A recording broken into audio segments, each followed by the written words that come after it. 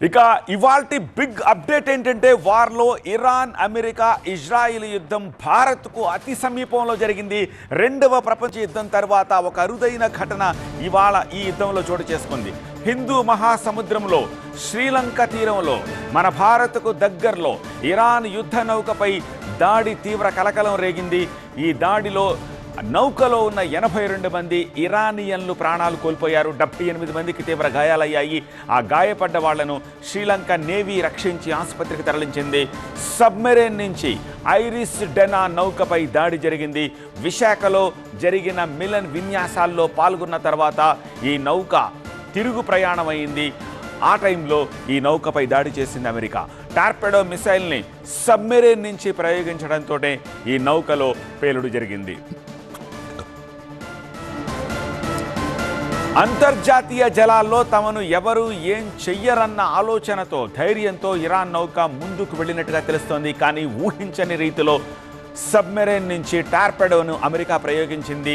80 ఏళ్ల తర్వాత సముద్ర గర్భం నుంచి ఈ క్షిపణిని అమెరికా ప్రయోగించింది. కొద్దిసేపటి క్రితమే పెంటగాన్ దీన్ని కన్ఫర్మ్ చేసింది.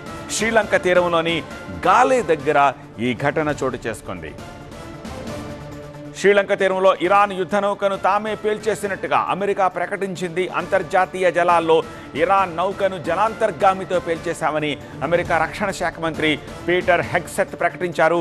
యుద్ధం ఎప్పుడు ముగించాలో తామే నిర్ణయం తీసుకుంటామని ఈ సందర్భంగా తెలిపారు. ఇరాన్ సైనిక వ్యవస్థను పూర్తిగా నాశనం చేసేశామని చెప్పారు. వారం రోజుల్లో ఇరాన్ గగనతలాన్ని పూర్తిగా స్వాధీనం చేసేసుకుంటామని ప్రకటించారు. నిన్న రాత్రే శ్రీలంకలో ఇరాన్ యుద్ధ నౌకను పేల్చేశామని చెప్పారు. ట్రంప్ హత్యకు ఇరాన్ కుట్ర చేసిందని తీవ్ర ఆరోపణలు చేస్తున్నారు పీటర్ హెగ్సెత్. ఐరిస్ డెనా యుద్ధ నౌకలో 180 మంది నావికులు ఉన్నట్టుగా తెలుస్తోంది. సహాయక చర్యల్లో శ్రీలంక నేవీతో పాటు ఎయిర్ ఫోర్స్ బలగాలు కూడా పాల్గొన్నాయి.